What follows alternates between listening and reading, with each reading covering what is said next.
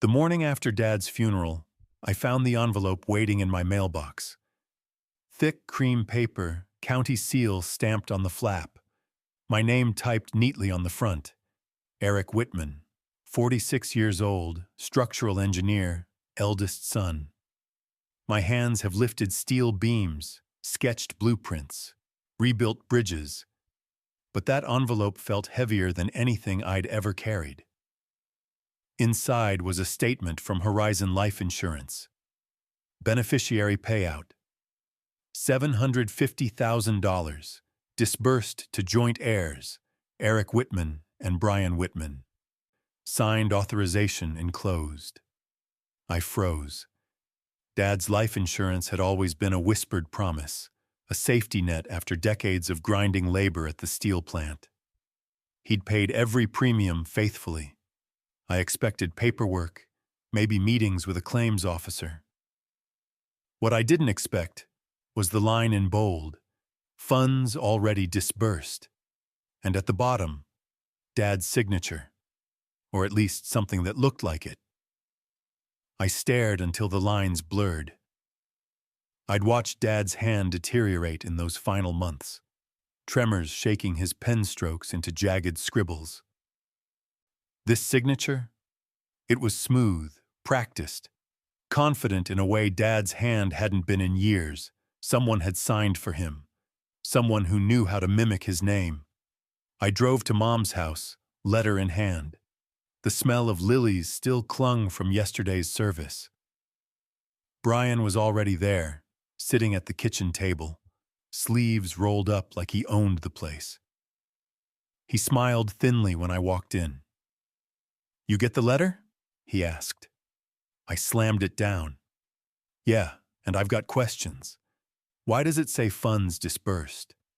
Why is Dad's signature here when I know damn well he couldn't hold a pen steady at the end?" Brian's smile didn't waver. "Relax, Eric. Dad wanted me to handle things. You've got your career, your own house.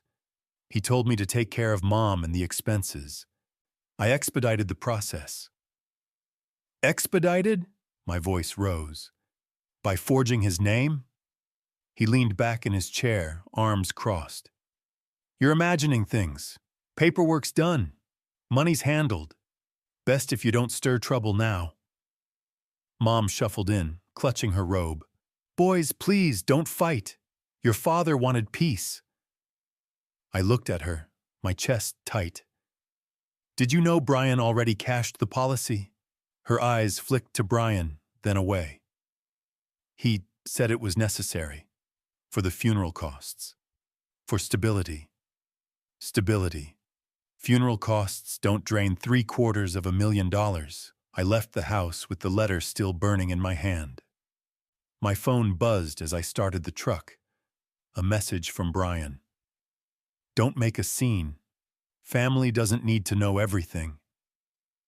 I stared at the screen, anger roaring in my ears. He wanted silence. He wanted me boxed out, painted as paranoid, while he pocketed Dad's legacy. But silence was over.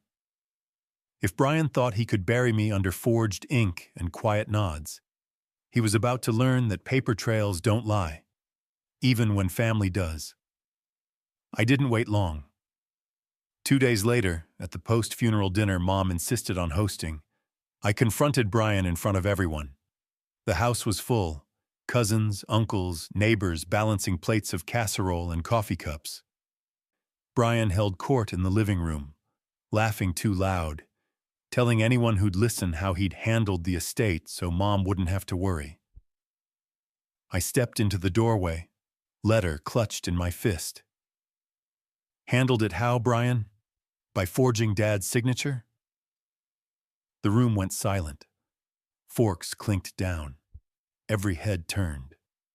Brian's smile faltered for just a second before snapping back into place. "Here we go," he said. "My brother with his conspiracy theories. You always needed someone to blame." I strode closer, holding up the insurance statement. "This says the payout was disbursed before Dad was even in the ground. And that signature, anyone who knew him at the end knows he couldn't write like that. Murmurs rippled. Aunt Carol whispered, "He could barely sign checks last winter." Brian's jaw tightened. "Dad told me privately to manage the money. He didn't want you wasting it on whatever projects you dream up. He trusted me to take care of Mom." Mom wrung her hands, her eyes darting between us. "Eric, please, not now." "Not now?" My voice cracked. "When then? After he drains every cent?" Brian leaned in, lowering his voice, but not enough that the room couldn't hear. "You've always been jealous. Dad said I had the head for money, not you. That's why he left me in charge." "That's a lie," I snapped. "Dad believed in fairness. He told me a dozen times he wanted things split even." Brian shrugged. "Then prove it."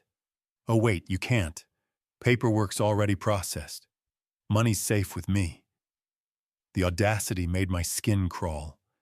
He'd stolen, then flipped the script so I looked bitter. And the worst part? Some people nodded. Neighbors who saw Brian handle the funeral. Cousins who'd heard his rehearsed speeches. Even Mom, tears brimming, whispered, "Maybe Brian's right. He's been practical. You're emotional right now." It was like the ground cracked beneath me. My own mother, swayed by his confidence. Brian patted my shoulder like he was comforting a child. "Don't embarrass yourself further, Eric. Let the grown-ups handle it." The laughter that followed, thin, nervous, stabbed worse than any curse. He'd humiliated me in my father's house, at my father's table in front of my family. I left before the rage boiling in me turned into something worse. Out in the cold night, I swore one thing. Brian thought he'd written the last line of Dad's story. But I wasn't done. Paper trails don't lie. And I was going to find the proof that would burn his empire of smug smiles to the ground. By the end of that week, the silence around me was louder than any shouting match. First, the family group chat. I opened my phone to a blinking notification. "You are no longer a participant." Just like that, erased from the circle where funeral arrangements, holiday photos, and family jokes had once lived. Then came the calls, or rather, the absence of them. My cousin Jim, who'd always asked me for help with his leaky roof, stopped answering. Aunt Carol, who'd whispered about Dad's shaky hands, now avoided me in the grocery store. Even old church friends gave me tight smiles and quick exits. Brian's story was spreading, that I was jealous, unstable, trying to snatch control in my grief. At Mom's house, the wall closed in tighter. She met me at the door one evening, eyes weary. "Eric, maybe you should let Brian handle this. You've got a good job. You don't need to drag this out." "Mom," I said, my throat tight, "he stole from us. From you."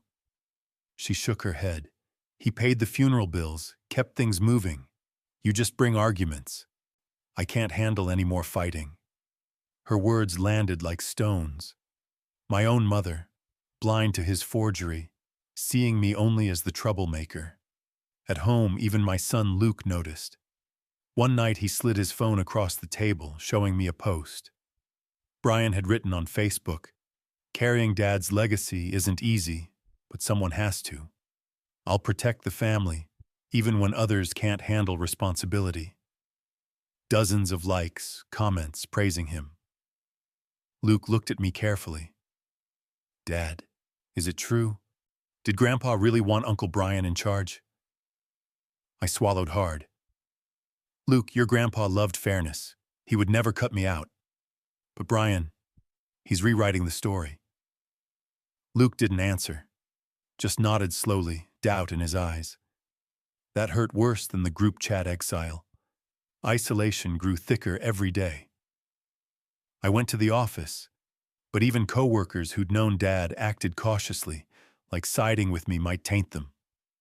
Brian's voice was everywhere. Mine was nowhere.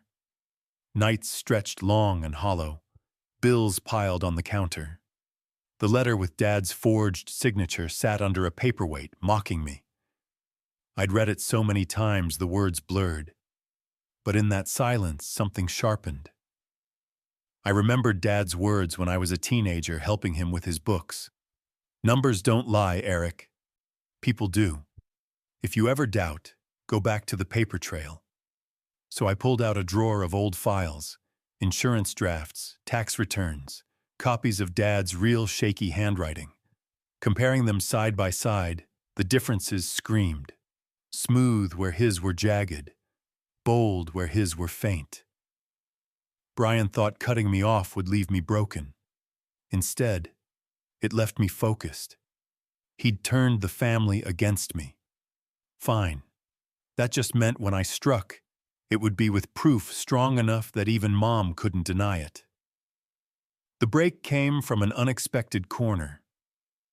I drove down to Horizon Life's regional office with a folder of Dad's old bank checks. A woman named Denise at the counter glanced at the documents, frowned, then whispered, "Come back after lunch. I don't want my manager overhearing." When I returned, she slid a photocopy across the desk. "This is the signature authorization your brother submitted. Notice anything?" The page was crisp, too crisp. Smooth penmanship, bold arcs. Dad hadn't written like that since the tremors began. Denise leaned closer. "I notarized his claim, but when I met your father last year, his hands shook so bad he asked me to initial forms for him. This signature? No way." I felt my pulse hammer. "Will you testify to that?" She nodded, grim. If subpoenaed, yes, with her confirmation. I finally had more than suspicion. I had a witness. I didn't stop there. I took the evidence to Mr. Alvarez, Dad's old shift supervisor at the steel plant. He squinted at the page. "Son, I signed your father's retirement forms myself. He could barely manage his name. This looks like a 20-year-old's hand. Whoever wrote this didn't live in Henry Whitman's body." The proof was piling higher. But it wasn't enough to hold it close. Brian had taken the stage publicly. Now I had to drag him off it the same way. The chance came at a neighborhood gathering a week later. Mom had invited extended family, trying to keep spirits high. Brian strutted in with catered trays and a fat grin, shaking hands like a politician. I stood by the doorway until the room quieted, then laid my folder on the coffee table. If we're celebrating legacy, let's start with truth. I pulled out copies of Dad's authentic signatures from tax returns. Thin, shaky, almost childlike near the end. Then I laid Denise's notarized copy beside them. Smooth, bold, impossible to mistake. "Dad couldn't hold a pen like this," I said. But somehow, Brian submitted this to cash out $750,000. Gasps rippled through the crowd. Aunt Carol covered her mouth. Luke whispered, "Dad." Brian shot to his feet, color draining. "This is ridiculous. He's making a scene." "Not just me," I said. "Denise from Horizon Life remembers Dad's tremors. Mr. Alvarez from the steel plant confirms the handwriting doesn't match. This isn't grief talking. It's forgery." Phones came out. Cousins snapped photos. Neighbors whispered. The air thickened with suspicion, the kind Brian couldn't laugh away. Mom's hands shook as she reached for the pages. Her eyes darted between the jagged truth and the forged confidence. For the first time, her lips parted in doubt. "Brian, tell me this isn't what it looks like." Brian stammered, "Mom, he's twisting." But the whispers had already turned. The public tide was shifting, right there in her living room. 2 days after the showdown in Mom's living room, the phone rang. The caller ID read, First Valley Bank. "Mr. Whitman," the officer said, tone stiff, "your brother has applied for a business loan using the $750,000 life insurance payout as collateral." As a joint heir, your name is also tied. We need your signature to finalize. My grip tightened. And if I don't sign? Then the application is flagged. But until a court rules otherwise, the funds are still considered liquid. If repayment fails, all family property listed in the estate, including your mother's house, could be seized. I felt the room spin. Brian hadn't just stolen.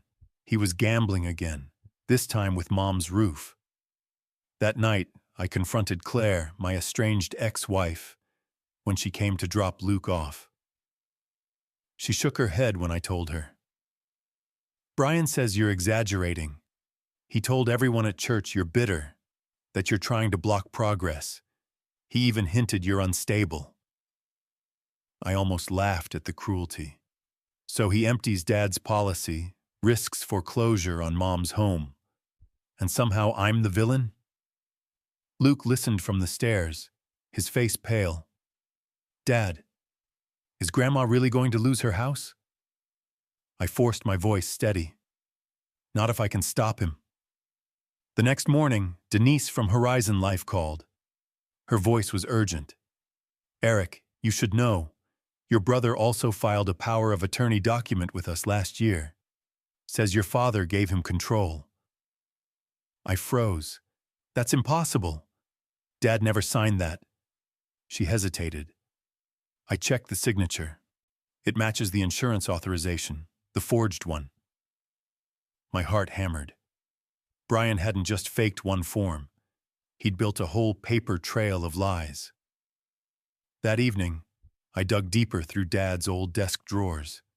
Buried beneath faded tax forms, I found a carbon copy of a check from 6 months before Dad passed.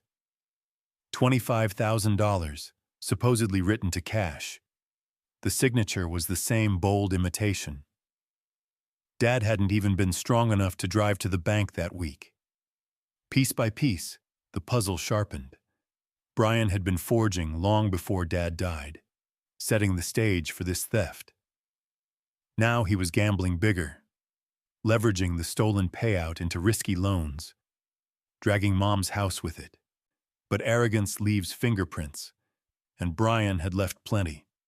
I called Frank Sullivan, a forensic handwriting expert recommended by Mr. Alvarez. He agreed to examine everything: insurance forms, forged checks, the fake power of attorney. His verdict, delivered in a gravelly voice: "It's not just forgery, Eric. It's systematic fraud. With this much, he's looking at prison time." For the first time since the funeral, I exhaled. Brian thought he'd silenced me. But now, I had the kind of truth that doesn't just whisper in the corners of family gatherings. It roars in courtrooms. The county courthouse smelled of waxed floors and stale coffee. Monday morning, 9 a.m., I stood at the front row with Frank Sullivan, the forensic handwriting expert, and Mr. Alvarez, my father's old accountant turned reluctant witness. Across the aisle sat Brian in a charcoal suit he'd probably borrowed, his tie loose, eyes darting like a man waiting for a storm he couldn't outwalk. Mom clutched her rosary in the second row. Luke sat beside her, jaw tight. He wasn't a boy anymore. He was seeing the man his uncle truly was. The judge called the case. Horizon Life v. Brian Whitman, with my motion attached. Fraudulent claim, forged signature, restitution demand. Frank went first. He placed enlarged exhibits of Dad's real handwriting next to Brian's versions. The courtroom projector lit up every tremor, every inconsistency. "See the capital H," Frank explained. "Henry Whitman always squared his loops. These signatures slant forward, rushed, practiced. Classic simulation forgery." Brian shifted, sweat beading on his forehead. Next, Alvarez laid out the ledger. Transfers, withdrawals, checks to cash, while Dad was bedridden. "Impossible without collusion from someone holding his documents," Alvarez said flatly. When it was my turn, I walked to the witness stand and looked Brian in the eye. 5 years ago, my brother begged me for a loan. I gave him $18,000. He swore he'd repay. He never did. I wrote it off as family. But forging our father's name to steal $750,000 isn't family. It's betrayal. Brian's lawyer tried to object, painting me as bitter. But then Frank dropped the bomb, a recorded call between Brian and a loan officer. On the tape, Brian bragged, "My father trusted me with everything. The papers are already signed. My brother won't stop it. He's too scared of losing the house." The room went silent. The judge's gavel rapped once. "That's enough." Brian's lawyer turned pale. Brian buried his face in his hands. Then came the final blow. I slid a manila folder across to the clerk. Inside, the original carbon copy check I'd found, notarized and dated when Dad was too sick to leave bed. A smoking gun, proof of premeditated fraud months before Dad's death. "Mr. Whitman," the judge said, voice hard as steel, "do you deny writing this?" Brian opened his mouth, closed it again. For once, he had no script. Verdict was swift. Fraud, forgery, restitution. The insurance payout frozen, accounts seized, and the bank loan voided. Horizon Life filed charges. The district attorney's office announced intent to pursue criminal prosecution. As deputies cuffed Brian at the defense table, he looked at me with eyes full of venom and fear. "You ruined me," he spat. I leaned forward, voice low enough for him to hear, but loud enough for the gallery. "No, Brian. You ruined yourself the moment you put a pen in Dad's name." Mom exhaled a trembling prayer. Luke's hand tightened around hers. When the deputies led Brian away, the courtroom buzzed with whispers. Family, neighbors, even old church friends, all of them watching the mask fall from the golden sun. Justice hadn't just arrived quietly. It had arrived with chains. The trial ended, but the aftershocks stayed. People called, texted, whispered. Neighbors, cousins, co-workers who'd once praised Brian's charm. Now their voices carried pity, anger, disbelief. Mom refused to attend the sentencing hearing. "He's still my son," she told me, staring at the rosary beads in her lap. "But I can't watch him walk in chains." I sat across from her at the kitchen table where Dad had once balanced the ledgers, the same table Brian had tried to weaponize with his forged numbers. "Do you forgive him?" she asked suddenly. Her eyes were tired, softer than I'd ever seen. I thought of Luke, of how my son had watched his uncle collapse under the weight of truth, of how betrayal can carve into a family tree like rot. "I don't forgive what he did," I said slowly, "because forgiveness without change is permission. And he'd do it again if he thought he could. But I can live without hate. That's all I can give him." Luke, listening from the hallway, stepped closer. "Does that mean we'll ever talk to Uncle Brian again?" "Maybe someday," I admitted, "when he's served his time, when he understands what he destroyed. But until then, we protect what's left. We build something honest." Claire surprised me by stopping by one evening, a casserole dish in her hands like old times. "Luke told me everything," she said. "You did right, Eric. You protected your father's name and your son's future." For the first time in years, I believed her. Brian wrote one letter from jail, begging me to testify for leniency at sentencing. I left it unopened on the counter for a week before sliding it into a drawer. It wasn't mercy he wanted. It was another shortcut.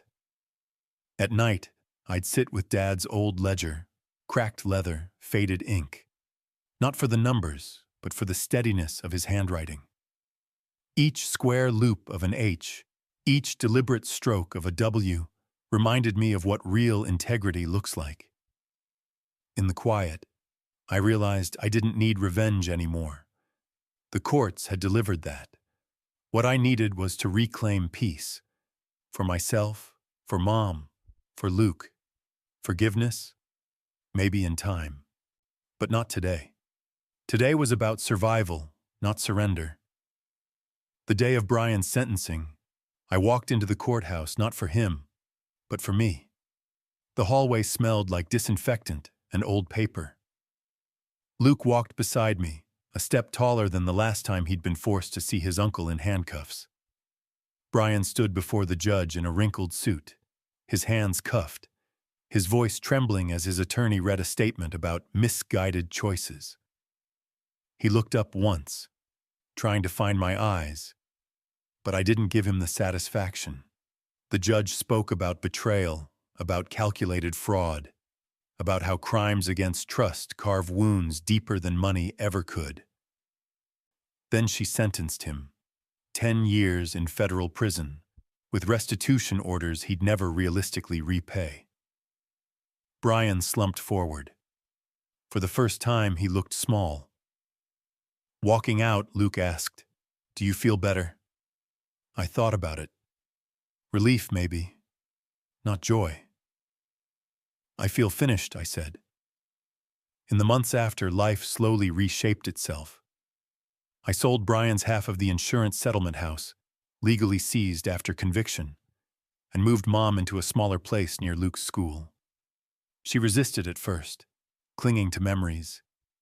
But even she admitted the old house held too many ghosts. At dinner one evening, she whispered, "Your father would be proud of you. Not for winning, for standing tall when everyone else tried to bend you." I held on to that. I rebuilt trust at work too. My colleagues, who had once been cautious around me after Brian's lies, began stopping by my office again. Some even apologized for doubting me. "You proved you were the honest one all along," my boss said. "That matters here." It mattered everywhere. Luke watched all of it, and I knew he was learning something more valuable than any inheritance: how a man survives betrayal without becoming bitter. 6 months later, a letter came from Brian's prison cell. I didn't tear it up this time. I read it. He claimed he'd changed, that prison was teaching him perspective.